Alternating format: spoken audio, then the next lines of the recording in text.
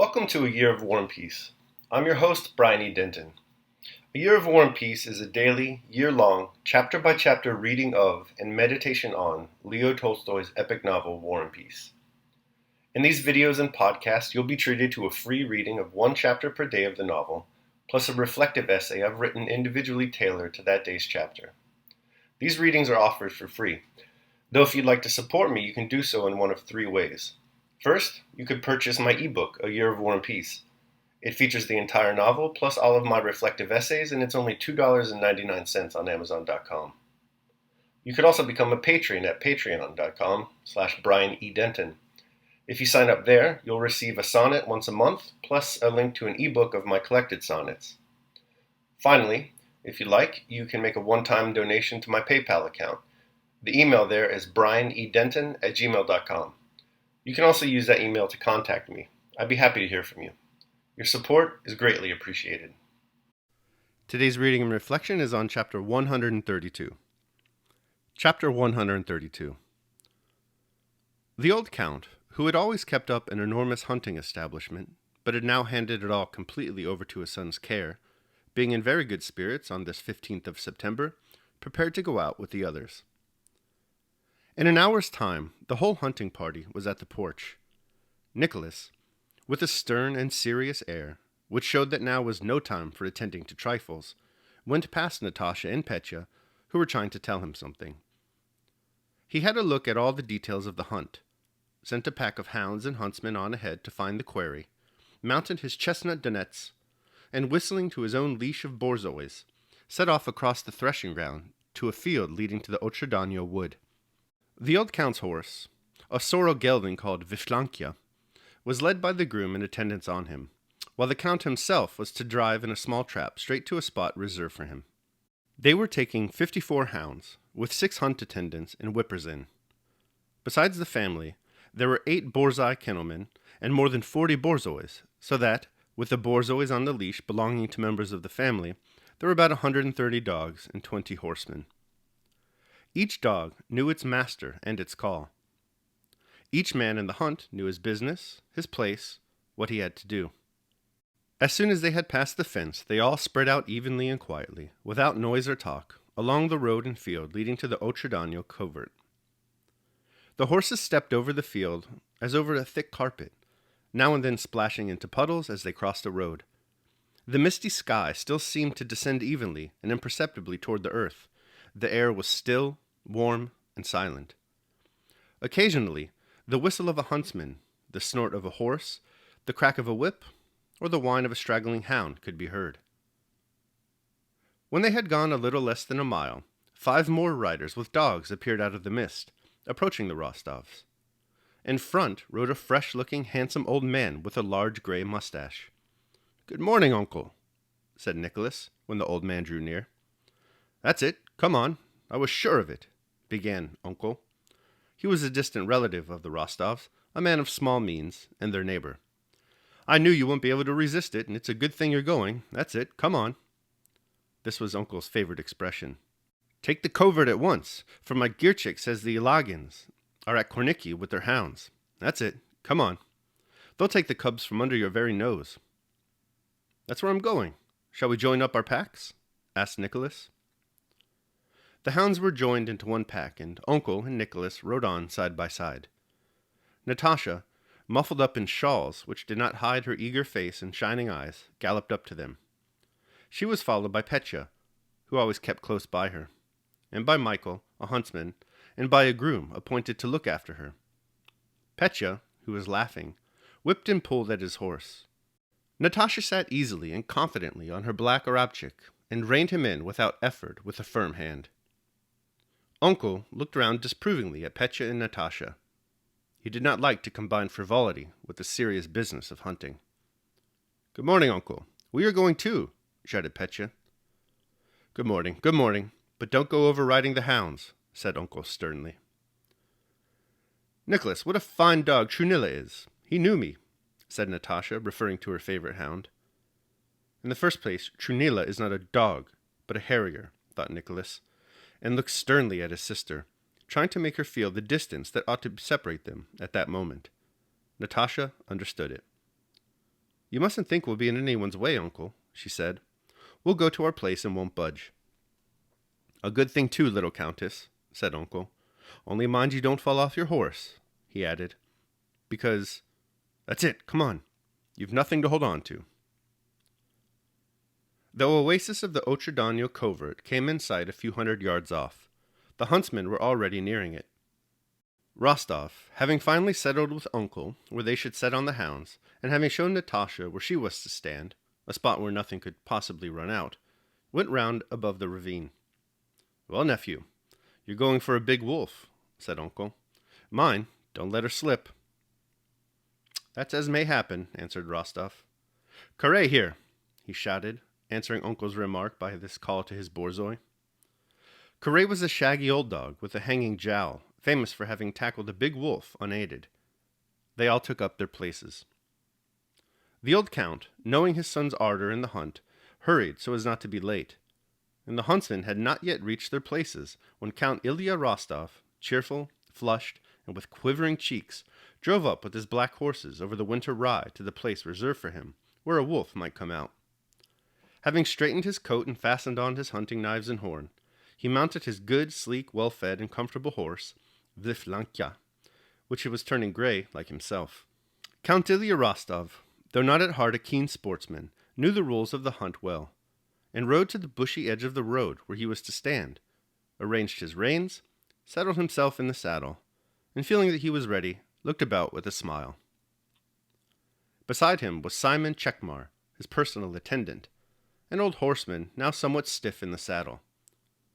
Chekmar held in leash 3 formidable wolfhounds, who had, however, grown fat like their master and his horse. 2 wise old dogs laid down unleashed.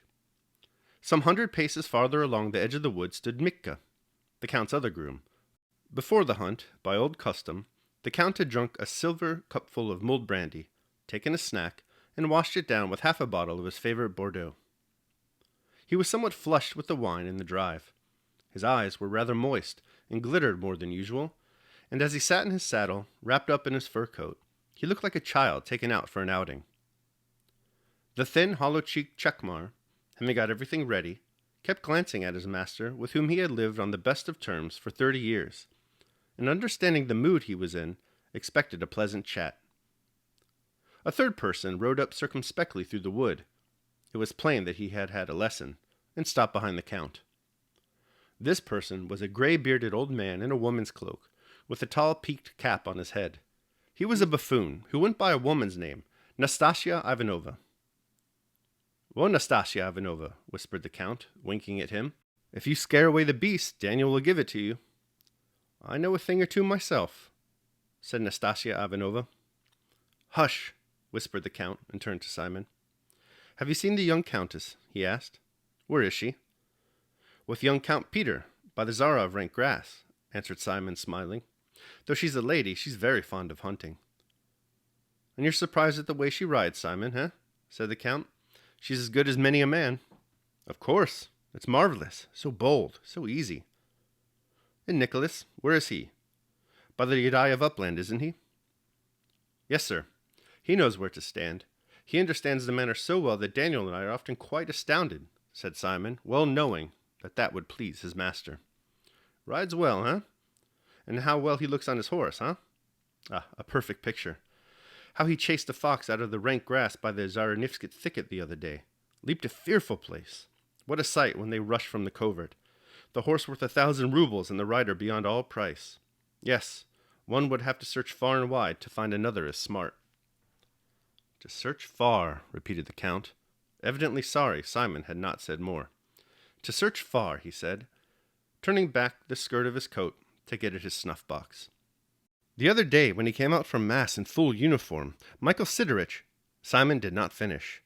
For on the still air, he had distinctly caught the music of the hunt, with only 2 or 3 hounds giving tongue.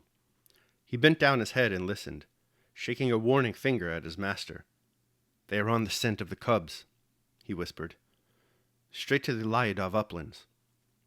The count, forgetting to smooth out the smile on his face, looked into the distance and straight before him, down the narrow open space, holding the snuff-box in his hand, but not taking any. After the cry of the hounds came the deep tones of the wolf call from Daniel's hunting horn. The pack joined the first 3 hounds, and they could be heard in full cry, with that peculiar lift in the note that indicates that they are after a wolf.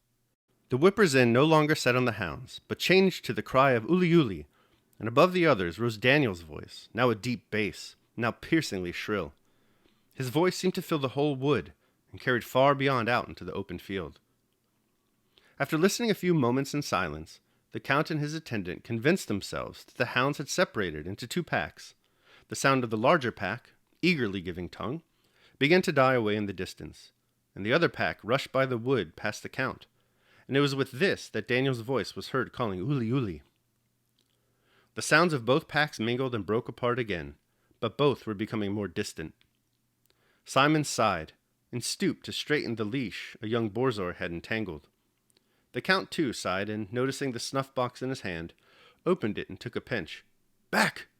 cried Simon to a borzoi that was rushing forward out of the wood. The Count started and dropped the snuff-box. Nastasia Ivanovna dismounted to pick it up. The Count and Simon were looking at him. Then, unexpectedly, as often happens, the sound of the hunt suddenly approached, as if the hounds in full cry and Daniel uli-uliing were just in front of them. The Count turned and saw on his right Mitka, staring at him with eyes starting out of his head, raising his cap and pointing before him to the other side. "Look out!" he shouted, in a voice plainly showing that he had long fretted to utter that word, and letting the borzoi slip, he galloped toward the Count. The Count and Simon galloped out of the wood and saw on their left a wolf which, softly swaying from side to side, was coming at a quiet lope farther to the left, to the very place where they were standing. The angry borzois whined, and getting free of the leash, rushed past the horse's feet at the wolf. The wolf paused, turned its heavy forehead toward the dogs awkwardly, like a man suffering from the quinsy, and, still slightly swaying from side to side, gave a couple of leaps, and with a swish of its tail disappeared into the skirt of the wood. At the same instant, with a cry like a wail, first one hound, then another, and then another, sprang helter-skelter from the wood opposite, and the whole pack rushed across the field toward the very spot where the wolf had disappeared. The hazel bushes parted behind the hounds, and Daniel's chestnut horse appeared, dark with sweat. On its long back sat Daniel, hunched forward, capless, his disheveled gray hair hanging over his flushed, perspiring face. "Uli, uli, uli, uli, uli!" he cried. When he caught sight of the Count, his eyes flashed lightning. "Blast you!" he shouted, holding up his whip threatening at the Count. "You've let the wolf go! What sportsman!" And as if scorning to say more to the frightened and shamefaced Count, he lashed the heaving flanks of his sweating chestnut gelding with all the anger the Count had aroused, and flew off after the hounds. The Count, like a punished schoolboy, looked round, trying by a smile to win Simon's sympathy for his plight. But Simon was no longer there. He was galloping round by the bushes while the field was coming up on both sides, all trying to head the wolf, but it vanished into the wood before they could do so. All right, that concludes my reading of chapter 132. I will now proceed to my reflection on the same. A Year of War and Peace, day 132. Baby, you're a rich man. One of ancient Rome's richest men, Seneca, had some fairly idiosyncratic things to say about wealth and luxury. "With how thick a mist does great prosperity blind our minds," he wrote. Critics complain that if this is the case, then Seneca must have needed the world's most powerful of contact lenses for his own mind, affluent one-percenter that he was. Those of us familiar with the logical fallacy of ad hominem, however, may ignore such statements and stick with Seneca, as he discourses further on the life of the rich and famous. He was also of the opinion that, quote, "the man who is not inflated by prosperity does not collapse under adversity," end quote. And, as we've read in one of our previous meditations, that it is the mind that makes men rich. Today's chapter belongs to Count Rostov, but it's really about Seneca and his warnings of wealth. Though the old Count has his financial house in disorder, he is still the patriarch of an extremely wealthy family. If there's one thing we've learned about him so far, it's that it just might be him, rather than Nastasia Ivanovna, whom we met today, who is the true buffoon of the family. So maybe Seneca really isn't too off the mark. Just look at the hunting party Rostov is able to put together today. 54 dogs, 6 hunt attendants, and any number of serfs to boot. That's quite extravagant. His arrival at the hunt perfectly mirrors his handling of business so far in the novel. Before the hunt, by old custom, the Count had drunk a silver cupful of mulled brandy, taken a snack, and washed it down with half a bottle of his favorite Bordeaux. He was somewhat flushed with the wine and the drive. His eyes were rather moist and glittered more than usual, and as he sat in his saddle, wrapped up in his fur coat, he looked like a child taken out for an outing. As any sports scientist will tell you, this is precisely the way one should prepare for a day of sport. It's no wonder, then, in this state, that the old Count fails miserably at his one job for the hunt. His one job is to post up near the wood where he can expect a wolf to be chased directly in front of him for an easy kill. But just before the moment arrives, he fumbles about with his fancy snuff box and misses the chance. This chapter is kind of a distilled metaphor for the old Count's squandering of his wealth and for the moral blindness he suffers as a result of not being able to negotiate the trappings of his riches in the first place. Moving forward in the novel, we'll see how well his son Nicholas deals with these problems as he assumes responsibility for the family. The fact is, he'll probably always have money. The question is how well he will respond to inheriting his wealth. What lifestyle will he adopt? He can look to his father for guidance, or he can look to Seneca. Daily meditation. Once, moreover, prosperity begins to carry us off course. We are no more capable even of bringing the ship to a standstill than of going down with the consolation that she has been held on her course, or of going down once and for all. Fortune does not just capsize the boat, she hurls it headlong on the rocks and dashes it to pieces. Cling, therefore, to this sound and wholesome plan of life. Indulge the body just so far as suffices for good health. It needs to be treated somewhat strictly to prevent it from being disobedient to the spirit. Your food should appease your hunger, your drink quench your thirst, your clothing keep out the cold, your house be a protection against inclement weather. It makes no difference whether it is built of turf or of variegated marble imported from another country. What you have to understand is that thatch makes a person just as good a roof as gold does. Spurn everything that is added on by way of decoration and display by unnecessary labor. Reflect that nothing merits admiration except the spirit, the impressiveness of which prevents it from being impressed by anything. Seneca, Letters from a Stoic. All right, that concludes my reading and reflection on chapter 132 of War and Peace. I hope you enjoyed it. Thanks so much for listening. Remember that if you'd like to support me, you can do so either by purchasing the ebook Year of War and Peace, becoming a patron at patreon.com, or making a one-time donation to PayPal. The links to all that are below. Your support is greatly appreciated. Tomorrow, we will be reading and reflecting on chapter 133. I hope you'll join me. Until then, take care of yourselves and others.